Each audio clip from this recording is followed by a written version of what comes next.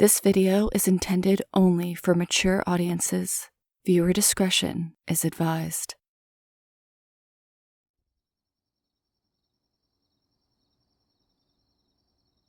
I was probably around 8 or 9, and we lived in a townhouse at the time. My brother and I had bedrooms right next to each other and shared a balcony. Our rooms were on the second level, and the cat dry food bowl was in the hallway outside our rooms. Due to the layout of this house, you could climb onto our shared balcony by climbing on the fence around the garden first. My brother, who would have been about 12, used this all the time when he forgot his keys, so it really wasn't hard to do. This garden had a family of possums in it. They were overly friendly and far too comfortable with us. They would often climb onto our balcony and try to get into our bedrooms through the windows for access to the cat's dry food. One night, I woke to a tapping sound on the window to the balcony. Although the curtains were closed, I recognized the sound as tiny possum hands working the balcony window open. I had the intention of scaring the possums away from the window, and simply shooing them doesn't work. They weren't afraid of me at all. So I snuck up to the window and ripped open the curtains, and as quickly as I could, I yelled aloud, "Boo!" But when I saw through the curtains, it wasn't a possum, but a man trying to get into my bedroom. He was dressed in raggedy old clothes and had long hair. To me, he looked homeless. I screamed at the top of my lungs and my whole family came running, my brother reaching my room first. He came just in time to see the man jumping down the garden fence and running off. My parents never saw the man themselves, though, and didn't believe us. It was a busy area and we must have been mistaken, they said. Nothing was done.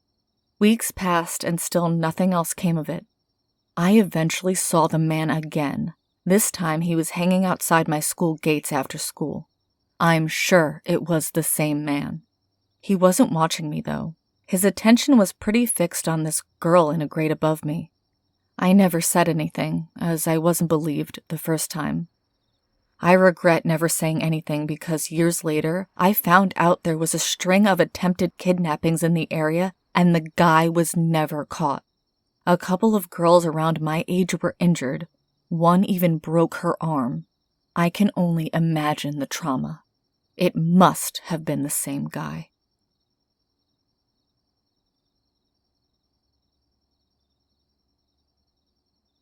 I want to start with an apology. I'm not the best storyteller.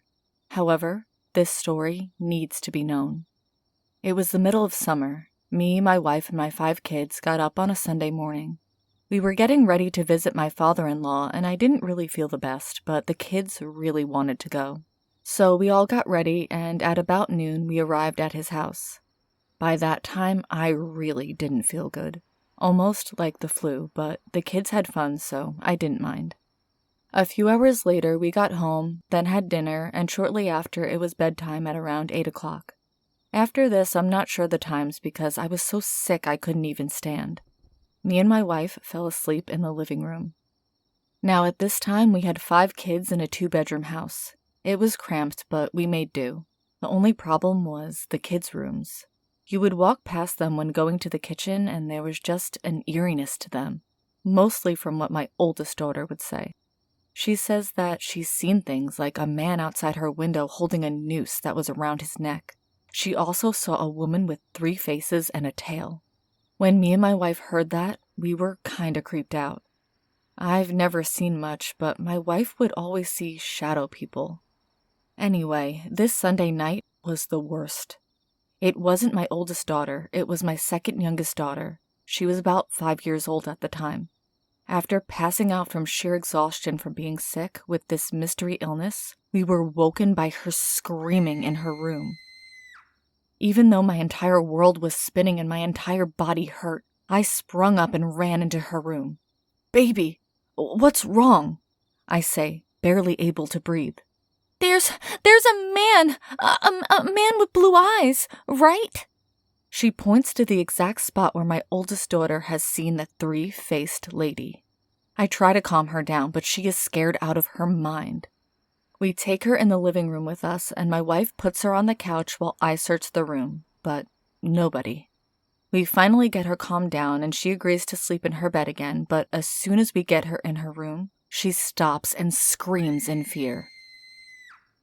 "Okay, please tell me exactly what you've seen," I ask her after calming her down again. He was a shadow with blue eyes, over there," she said, pointing again to the same area. I bring her back to my wife, and I immediately look up demons with blue eyes, and to my horror, I find Malphas, a powerful great demon from hell, second in command to Satan. I stayed in the living room with my terrified daughter while my wife goes in the kids' room and starts reading from the Bible. After that, we think it's best for her to sleep with us in the living room. My daughter was with my wife on the couch and I was on the floor. Now, after expending even more energy that I just didn't have, I passed out again, only to be woken by my daughter punching, kicking, and clawing at my wife like she's getting away from something. Each time she'd fall asleep, she would just wake up in absolute terror and in fight mode. I get over it and search how to get rid of Malphas. I found a page that shows how to summon Malphas. I found out that for some reason he can be summoned through fresh air, whatever that meant. I looked at the air conditioner in our window and just thought to turn it off. About maybe a half an hour later, my daughter started talking calmly. "No, I don't want to leave. Yes, my favorite color is pink. No, I don't want to put my shoes on. I don't want to leave." And it was done. We all passed out, and I woke up the next morning, no longer sick. I'm saying I don't know exactly what happened that night. Maybe someone can help me in figuring it out, or if what I found out was even real. But Malphas, I hope we never meet again.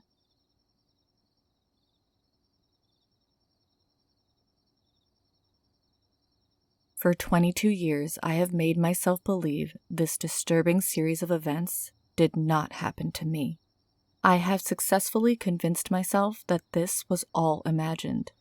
Our minds and souls have an amazing ability to protect us from psychological damage.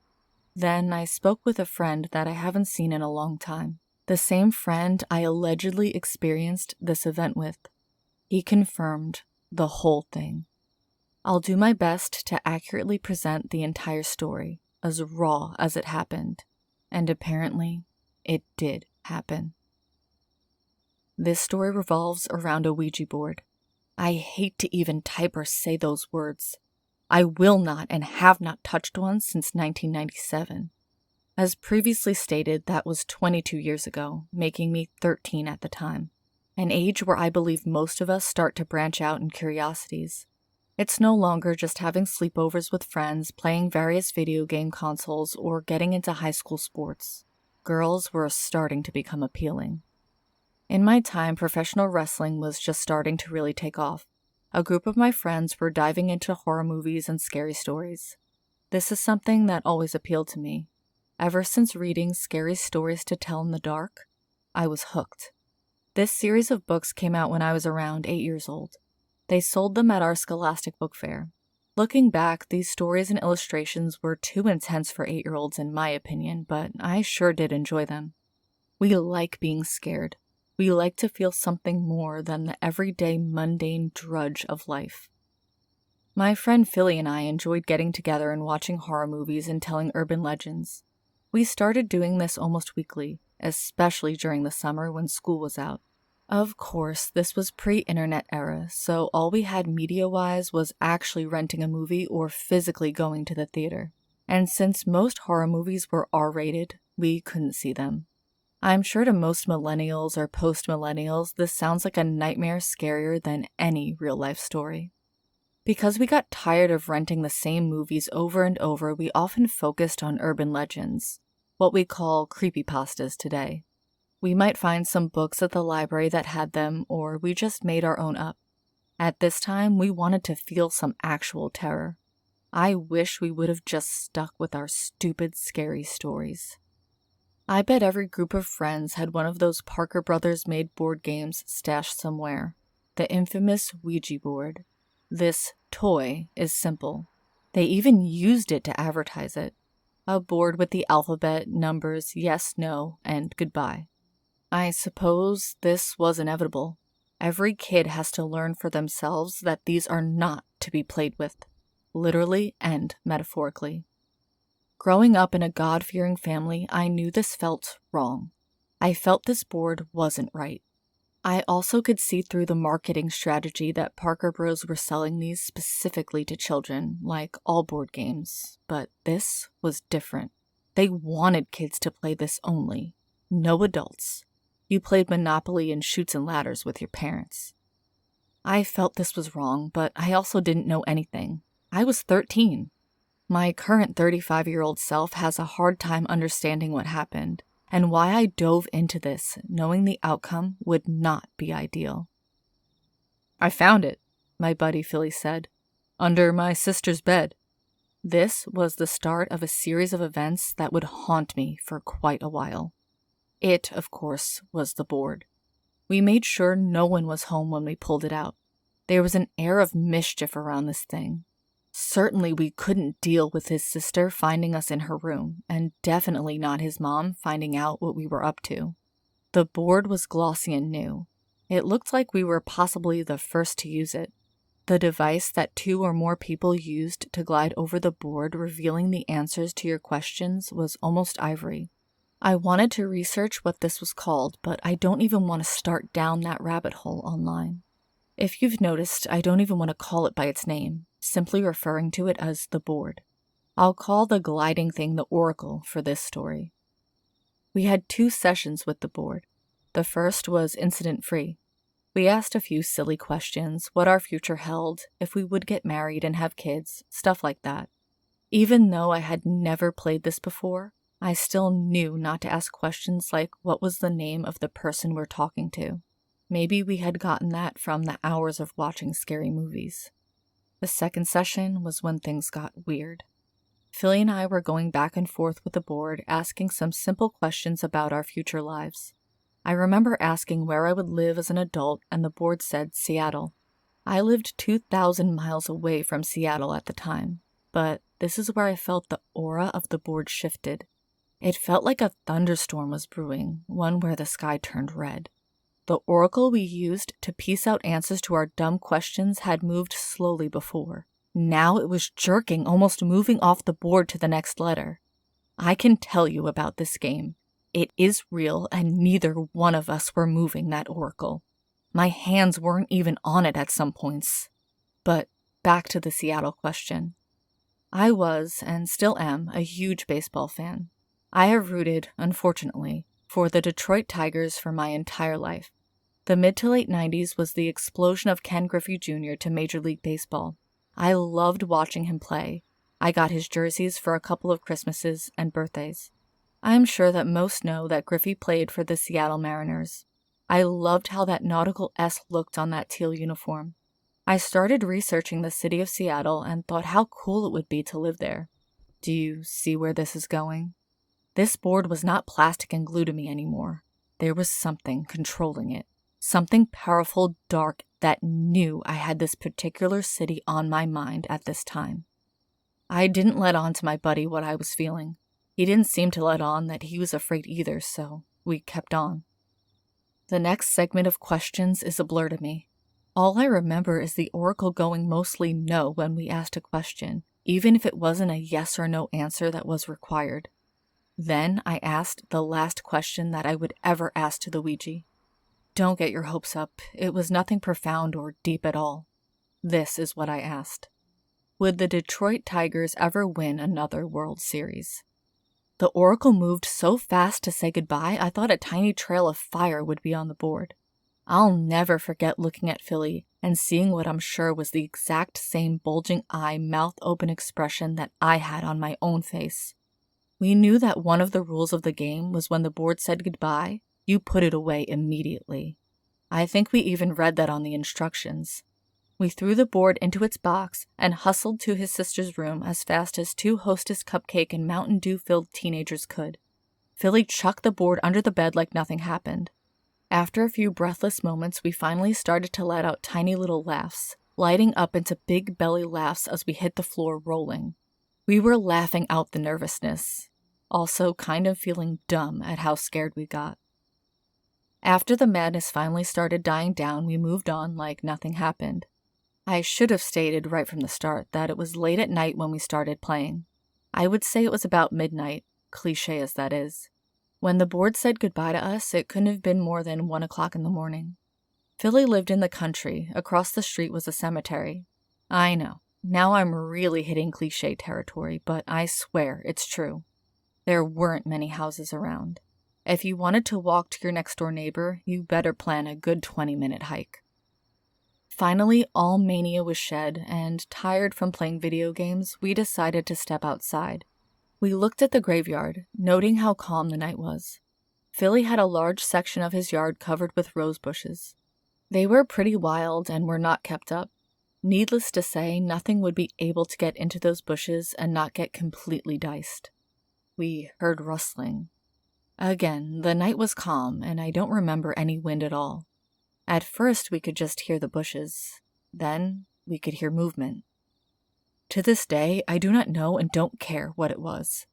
It could have been a small animal, but I highly doubt it. We knew something wasn't right and bolted for his house. Even now writing this, I can feel an eerie presence. We both knew this was relating to the board. Philly suggested we make it a night and try to get some sleep.